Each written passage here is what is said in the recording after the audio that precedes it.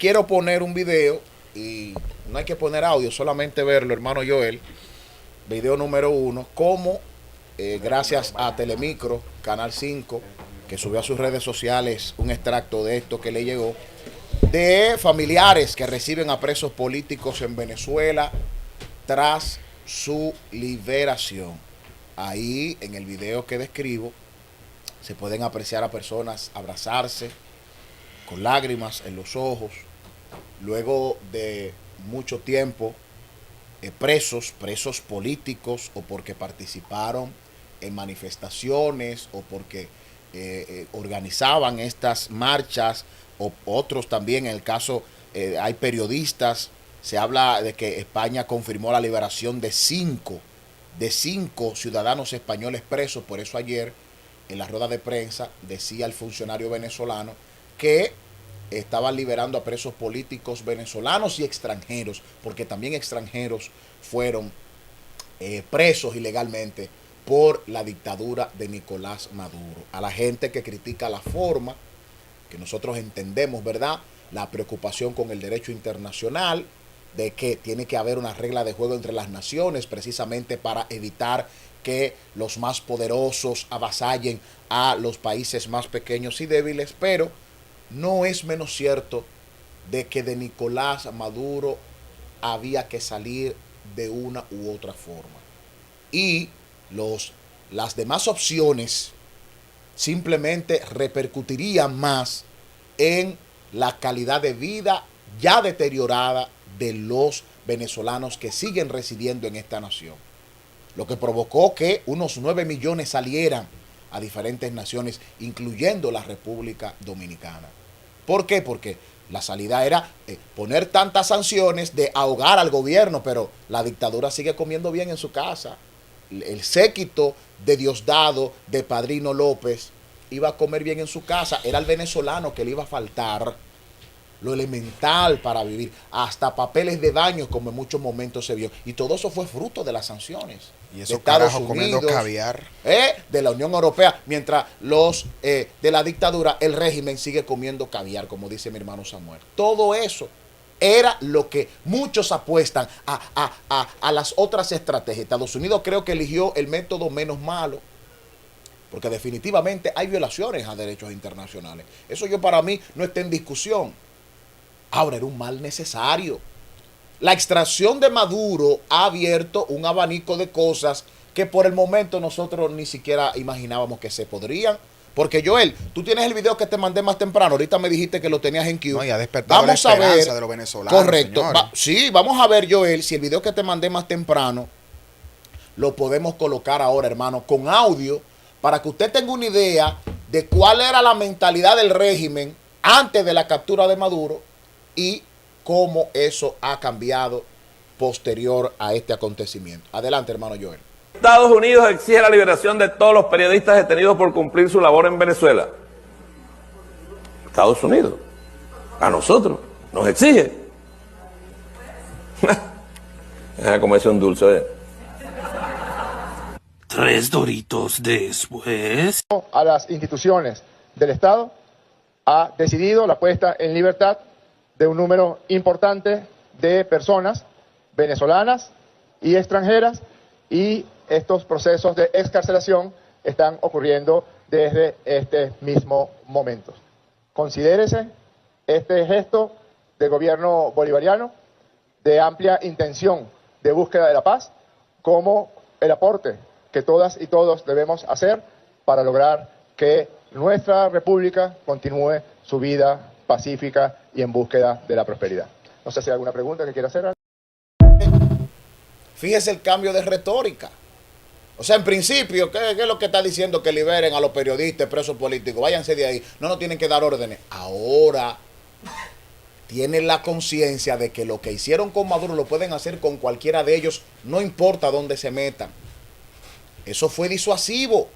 Ahora se están tomando medidas que van a beneficiar al pueblo venezolano, porque mientras se mantuviera ese régimen completo, ese secuestro del Estado venezolano, no iba a ser posible otra cosa, porque ni la oposición venezolana ni la población tiene la capacidad de marcharle al régimen que controla las armas y que además tiene un segmento de la población, que no es mentira, que valida al chavismo por un tema ideológico, de que no quieren nada con Estados Unidos, no quieren ninguna injerencia tampoco de ningún país.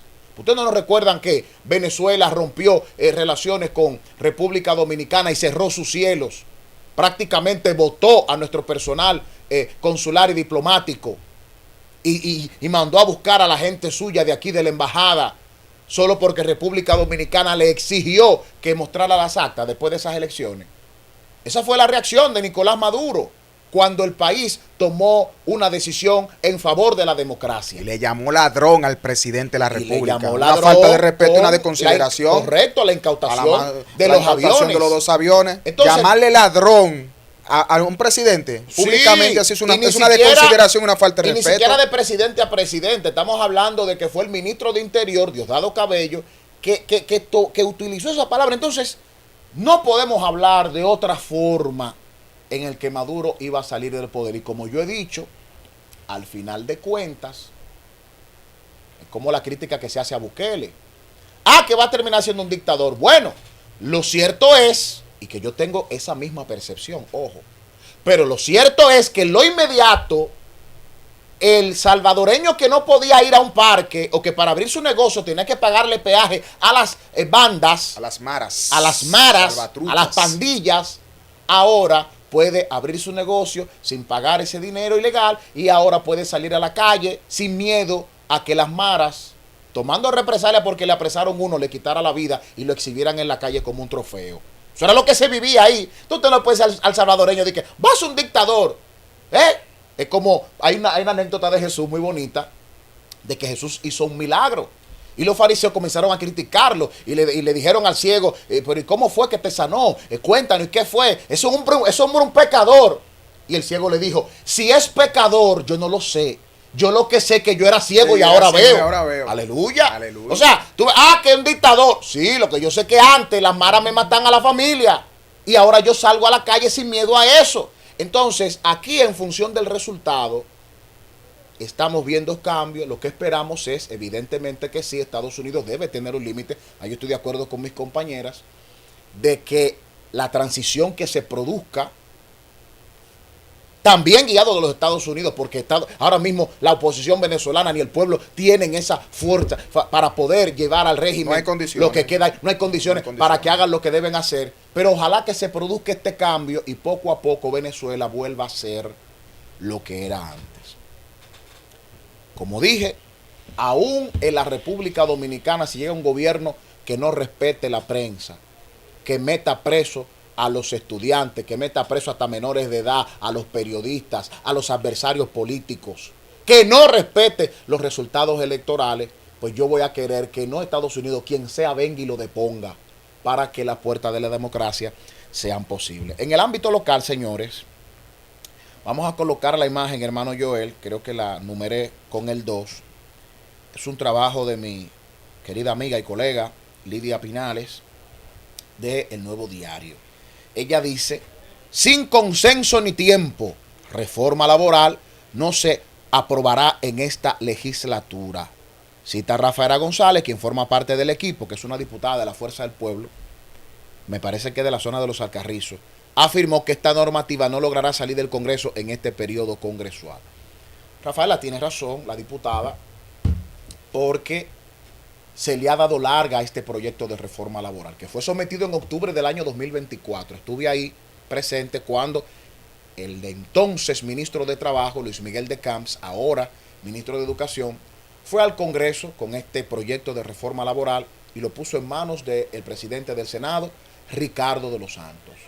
Todos entendimos que como este proyecto de reforma nació de una mesa de trabajo tripartita, dígase gobierno, empleadores y trabajadores, fruto de 2 años de conversación, más de 100 reuniones, y se iba a aprobar de una vez.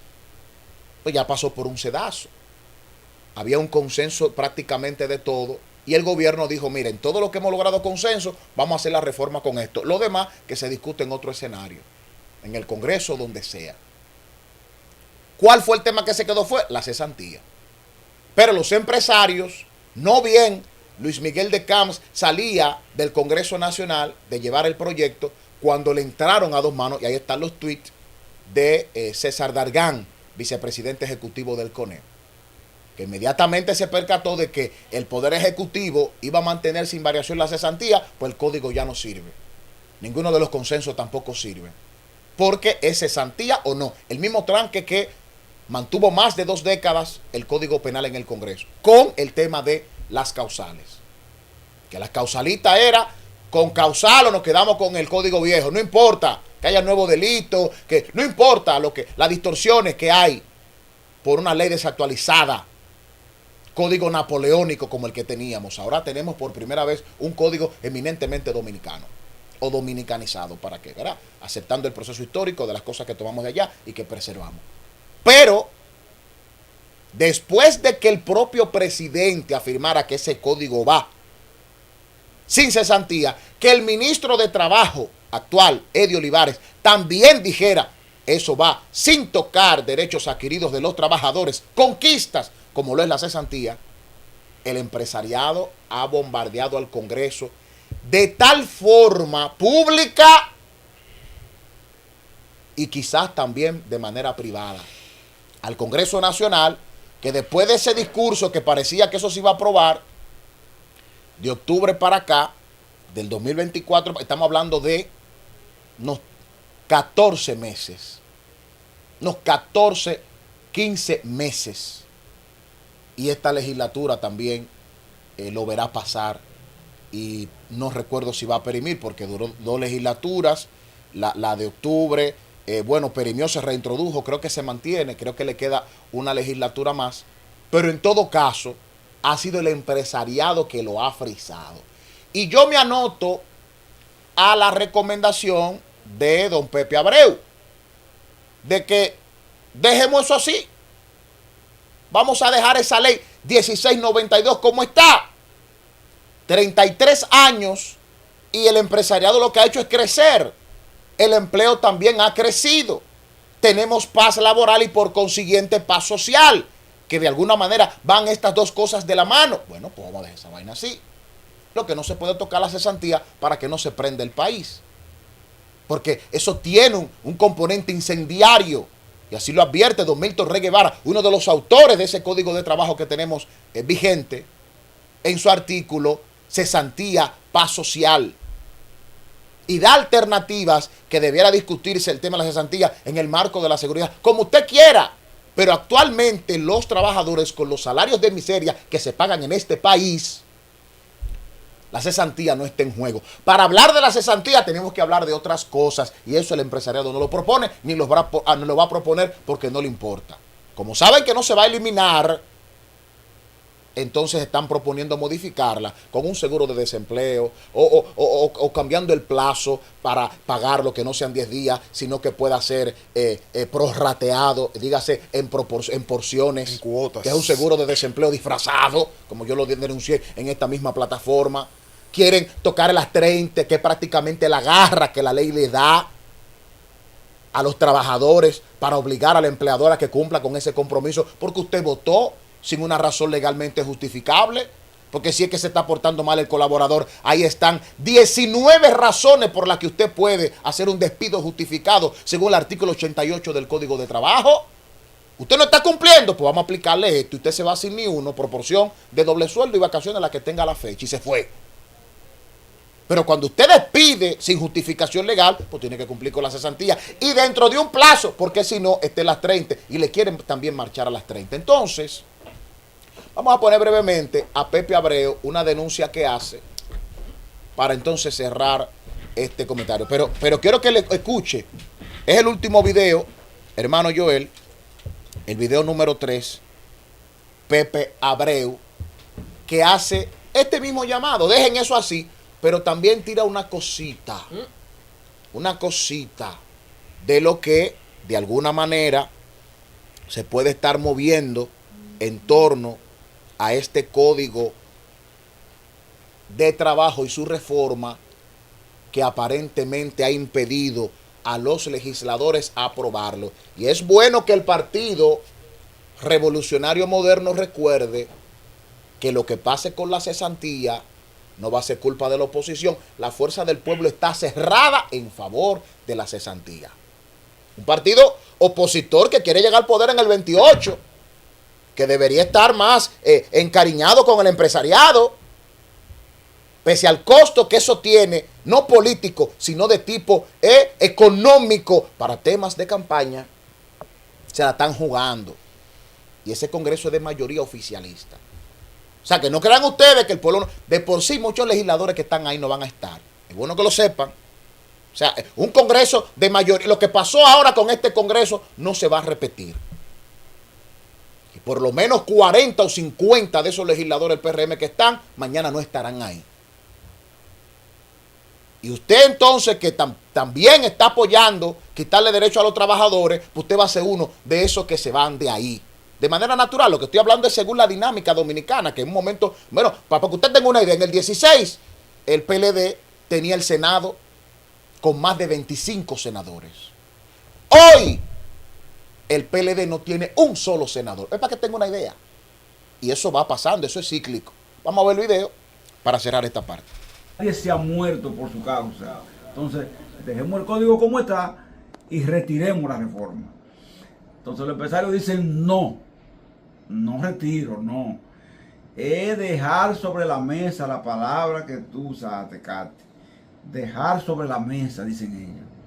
Porque ellos dicen que dejado sobre la mesa se podrá encontrar en el curso del tiempo un camino más favorable para sus aspiraciones. Y nosotros nos preguntamos, ¿cuál es el camino más favorable? ¿Acaso el proceso electoral venidero para presionar los diputados, los senadores con el tema de los financiamientos partidarios? Esperamos que no sea así, porque senadores, diputados deben saber que nosotros estamos dándole seguimiento y que diputado, senador que se comprometa con revertir la cesantía por medio del artículo 86 o cualquier otro artículo, no puede contar con el voto trabajador. Y es verdad, los empleadores financian, pero los trabajadores son mayoría electoral. ¿Se entendió? ¿Se entendió? Yo no descarto esa estrategia. Vamos a dejar que el proyecto perima, que se somete en el 27, años preelectorales, y cuando todos los políticos estén buscando cuartos, la condición para los cuartos, por lo menos a nivel legislativo, márchenle a la cesantía. Si esa es la estrategia, pues está genial. A mí me gustaría que la quiten en parte. Me gustaría que la quiten. Porque tanto tiempo de paz social y paz laboral ha hecho que algunos sectores entiendan que el pueblo se durmió y está anestesiado. Sería bueno que inventen con eso para que sientan lo que pasó con la vista pública de la reforma fiscal. Va a ser un bautizo, un culto, ni evangélico, porque con Marta Candela los cultos son mucho movimiento, una misa. Lo que pasó con la reforma laboral y ese repudio colectivo va a ser una misa de lo que aquí va a pasar si se toca eso. Me encantaría que pase o que hagan el intento. Porque aquí hay sectores, repito, que sienten que el pueblo, con el dembow, con la chercha, con la vaina, está ahí indiferente y no le importa nada. Para que se den cuenta que sí hay una sociedad que está empoderada y está vigilante y está dispuesta a luchar por sus derechos hasta las últimas consecuencias.